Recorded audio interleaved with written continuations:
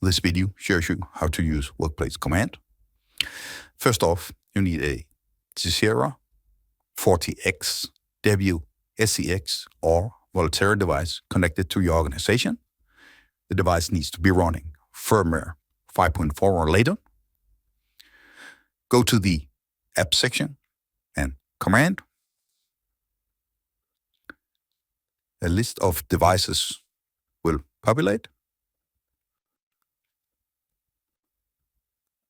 Select the desired device,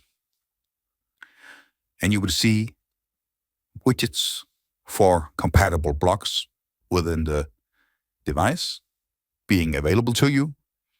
As an admin, you have the option to hide or show widgets for the command user.